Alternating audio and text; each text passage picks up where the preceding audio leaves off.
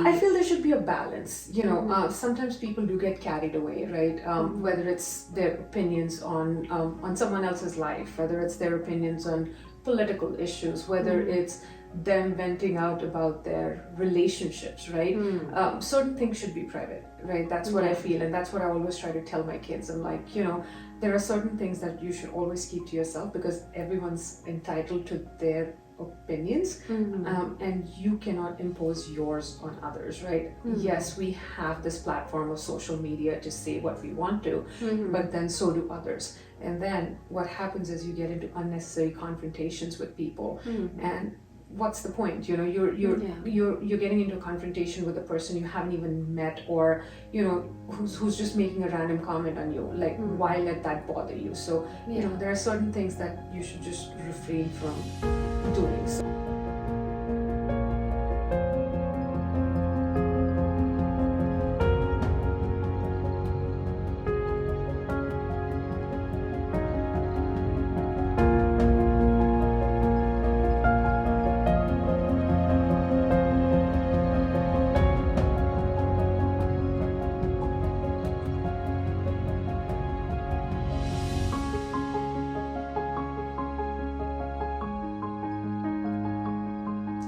Hi Priyanka. Hi Sanjana.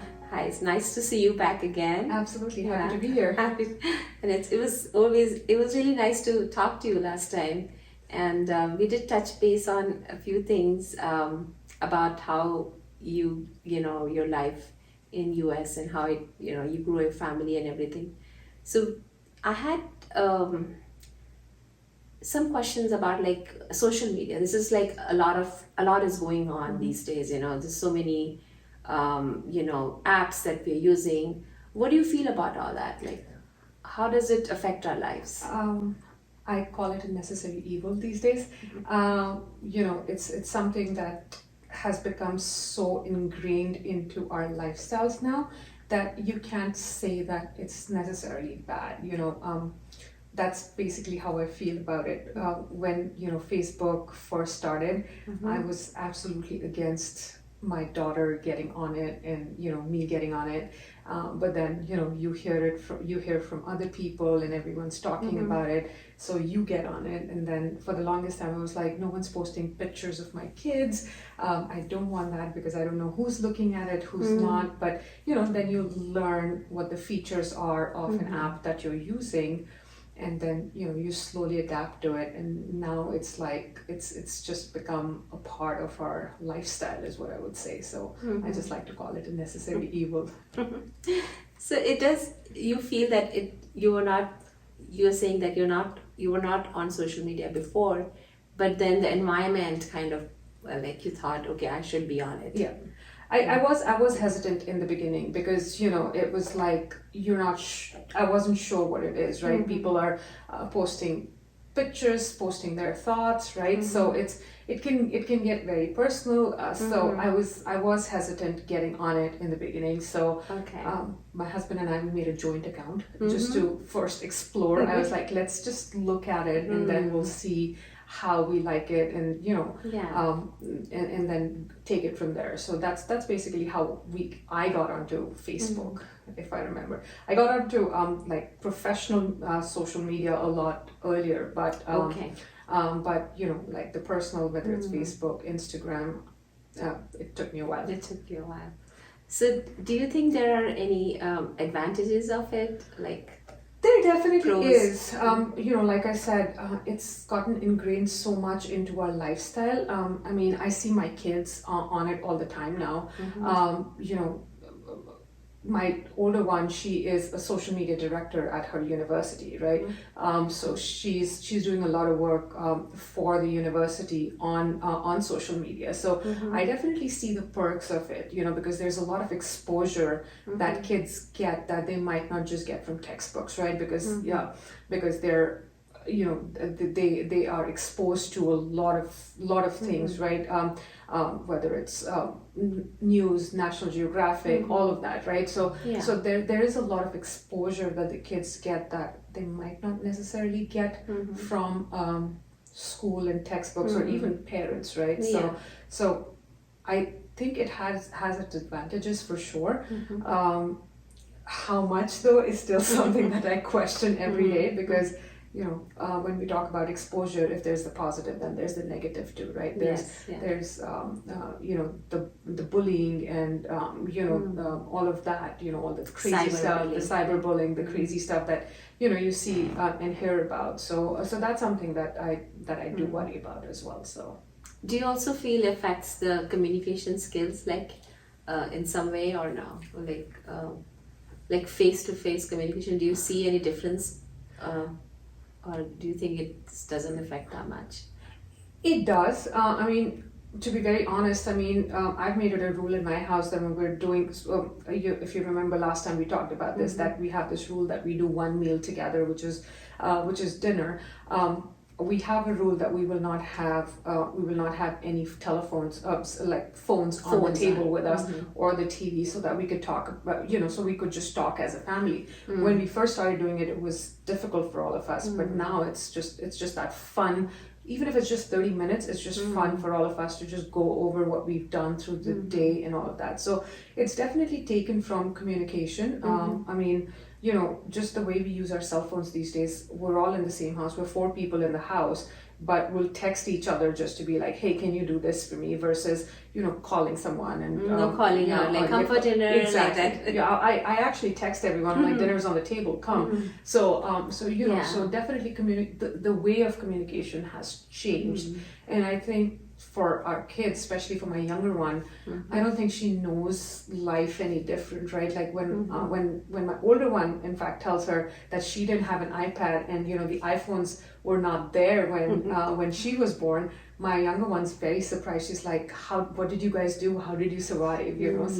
So the generations see the change, and and it's moving faster, right? much faster, very much faster. So so there are, as you're saying, that there are different ways of communicating. So there's no more talking that much, but you made a rule in your house that it's during dinner time we are all away from our phones and we are traditionally talking. We used to talk before when there were no phones. Exactly. So in a way, do you also feel there's any pressures on kids, like or even adults, is there any social pressure? I definitely think there are, especially for kids. I mean, I feel like they feel like they have to behave a certain way, they have to dress up a certain way, they have to look a certain way. So there's definitely a lot more pressure on the kids, and I feel like they just live their life on social media, right? Like they and nothing against them for doing it, because that's what their lifestyles are, right? So but definitely I do feel that there is a lot of pressure on kids to present themselves a certain way, and that kind of bothers me a little bit. So I try to talk to my kids about it, but again, it's so ingrained into them that they're like, they try, even if they try, it's like, Mom, we have to do this, or this is how it is. It's just you have to constantly keep reminding them of certain limitations of what you should post, what you shouldn't. So because they in a way what you're saying is that there should be some like norms, or any... I feel there should be a balance. Sometimes people do get carried away, right? Whether it's their opinions on someone else's life, whether it's their opinions on political issues, whether it's them venting out about their relationships, right? Certain things should be private, right? That's what I feel, and that's what I always try to tell my kids. I'm like, there are certain things that you should always keep to yourself, because everyone's entitled to their opinions, and you cannot impose yours on others, right? Yes, we have this platform of social media to say what we want to, but then so do others. And then what happens is you get into unnecessary confrontations with people, and what's the point? You're getting into a confrontation with a person you haven't even met, or who's just making a random comment on you. Like, why let that bother you? So there are certain things that you should just refrain from doing. So I try to tell them that, but again, kids are kids. They will do what they have to in the spur of the moment. So so our influence, in a way, as parents, or is getting a little milder or softer? It is. Again, that's because, I feel like it's just become such a part of all of our lifestyles, not just the kids, even for us, right? It's just become a part of who we are now, right? So we can't really control it. All we can do is tell them what's right, what's wrong, even for ourselves. I mean, I wouldn't say that I've not posted my opinions on social media. I have to, but that's how I've learned, and I'm hoping that they can learn from what I've done, right? But sometimes you have to let them burn their hands before they learn the lesson. So that's the best way to learn, Yep. right? That's how it is. yeah. So you do guide them, and you do tell them about, like, okay, this is what you should do, or Yeah. these are your boundaries. Yeah. I do. I mean, like, for example, I'm like, there are certain kinds of pictures that I'm like, you can't post these kind of photos, right? Or I want you to stay away from posting your political opinions. So my kids respect that, and they're like, okay, Mom, if this is not something you're comfortable with, we're gonna try to stay away from it. But again, it's constant reminders and constant, talking to them about it. It's not like I told them once and It was done. So being proactive as a parent, was that important? Because what if someone is posted and you find out afterwards? That's not going to be effective, right? So you already know ahead of time that kind of, or maybe. I think it's both. Okay. It's a little bit of both. Proactive in the sense that I've always tried to keep communication open with my girls. But at the same time, there have been times that they've posted things and I've seen it after they've posted it. But where I think I have a good relationship is when I've asked them to take something off, they have. So that's a good balance we have. So it's not like it's all proactive. It's both, So it's trial and error.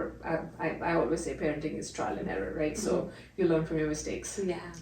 So to help our kids or future generations, and obviously you said it's a necessary evil. So it is part of our life, and it's gonna probably grow, right? It's just growing like crazy. It's not slowing down anytime soon. That's for sure. And all I think you said also that, like, all generations are getting into it in some way or the other. Even right? my grandmother's on social media because she feels like that's the way she can connect with her great grandkids, especially the ones that are here, right? Because they're not going to pick up the phone and call her. So she's 85 years old, and she's adapted to learning how to post on Facebook and on Instagram, and how to follow kids. Oh, wow. So again, it's great that she's doing that because she wants to keep up with her grandkids. But at the same time, again, it's like she's glued to it all the time now. Who do you say not to go to, kids or parents? I actually, if you go on my Facebook, you'll probably see I have my grandma's photo on Facebook, where I actually posted. I'm like, what can I tell my kids when my grandma's glued to her iPad? And I'm sitting there with her. I'm trying to have a conversation with her, but she's like, let me finish this and then I'll talk to you. So that's when I took that photo, and I'm like, what do I tell my kids? So the role model is there, and she's already addicted to it. Exactly. And that is actually, what I was telling you earlier, that's actually what led me to kind of hold back on doing social media. So, I mean, I literally have, for myself as a personal rule, I'm like, I'm not going on social media more than 1 or 2 times a week. So it's difficult because everyone's on there and everyone's talking, but I'm like, you can, if you really want to talk to me, you can text me or you can call me. So how would you compare actual conversation with a friend, or texting a friend, or communicating on Facebook, or following them or something? Is it my preferred mode of communication is text messages. That's partly got to do with my work as well, because I spend so much time on the phone for my work that when it comes to my personal life, I'm like, please text me and we can have a to the point conversation and be done with it. But of course, do I like getting on the phone and chatting with my friends, of course I do. Mm-hmm. But I'm a little traditional that way. I'd rather call and have that conversation versus just a text message or a Facebook message. So it's more personal, and you can hear their sound and voice and everything, and your laughter and those kind of things. Absolutely. Right? Yep, Laughing together, that makes a difference. Yep, for sure. So in a way, like how would you guide a parent who is struggling with the child being completely hooked to social media? It's like 24/7, it's just that. What would you say? Like, how would you, like, because if you say too much, then the kids are gonna, like, how would you guide a parent to? I don't know. I'll be honest with you. That's a tough one. I think it really And as you depends. said, it's trial and error. It is. Parenting, like, no one knows totally the is. answer. Yeah, it totally is. I mean, are my kids on it all the time? Yes, they are. What do? I mean, there are times that I'll yell at them and be like, "Hey, can you get off that? We're all sitting here and watching a movie. The movie's playing, and then they're still on their phones." So I've caught myself doing that too sometimes, right? So we all have to correct ourselves. I think it's more about just communication is what I would say. It's hard to. That's a tough one, especially these days. It's like if you tell them to get off, then they walk away. If you don't, then they're just on it. So I think it's just trying to figure out that balance of when you have to and when you don't have to. So yeah. Do you also, like, and as you said, like, you got on it, probably also one reason could I be like, if I'm not on it, how am I going to see my kids? It was totally that fear of missing out. I would totally say that. It definitely was, because all my friends were on it. They were all talking about it, high school friends, college friends, right? And at that time, WhatsApp was not really there, or other or calling India was not the cheapest thing, right? So yes, that was a great mode to communicate with everyone. But then I feel that after a certain time, it just got overwhelming. Because you add people, right? Like, I mean, I don't know how many people I have on my Facebook, and sometimes I wonder, I'm like, do I even know these people? But it's like when you look at them, oh yeah, I went to elementary school with this person, or I went to middle school with this person, I went to college with this person. I might not have ever spoken to them, but because we have common friends, we're friends, right? So I'm like, in real life, I don't think I know 1,000 people. So it's difficult. So that's the reason I was like, I need to hold myself back a little bit on that. And you were talking about, like, yourself and your older daughter, like, they've seen life without these things, and so there is a traditional, like, way of doing everything.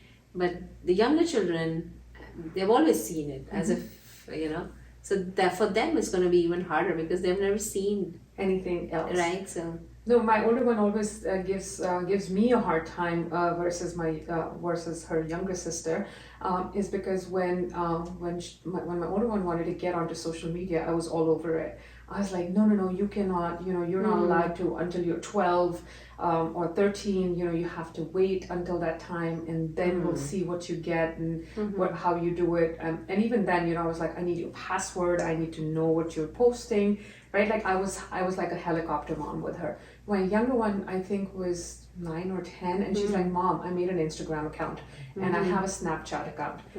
And I didn't even blink an eyelid. And my older one actually got mad at me, and she's like, why are the rules different? But I think I had become more open to the concept of kids being there, right? So I mean, I still watch what she was doing and how she was doing it, but I think I was definitely more approachable to the idea of my younger one getting on social media a lot sooner versus my older one. So more protective towards in the beginning, but now you're established, like, okay, it's okay, or I can monitor her somewhat. I think I've adjusted to the fact that it's there.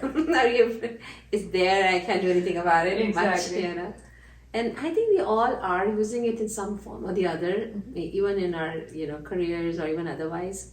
I think it's all about, as you said, you're making your kids understand that it's important, but this is the time you're not going to use it, so they know that it's important. It's important for you that they're off it for some time. So I think it's more about getting to understand that balance, and I think as we get older, we do realize that uh, again, it's constant communication with them. You know, where if it gets too much, you tell them. If they listen, great. If they don't, then you tell them again, and then the third time you scream at them and remind them that I'm the mom and I'm the boss, and you're living in my house, so my house, my rules. I think that is the best message. Yeah, I got it.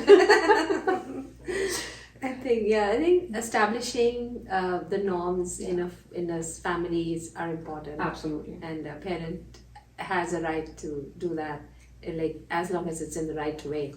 Yeah, Right. because I mean, like we talked about it, right? There's a lot of good that comes out of it. It's not just all bad, right? Yes. They do Yeah. learn a lot. They do get a lot of exposure that they might not just get in school or from textbooks or just from Yeah. us, right? Practical knowledge. Practical knowledge. They do become street smart just seeing other people make mistakes, right? So I wouldn't say it's all bad, but then of course everything to a certain extent can have its advantages, and then there are disadvantages. So Yeah, it does. There's so many things you can learn from it.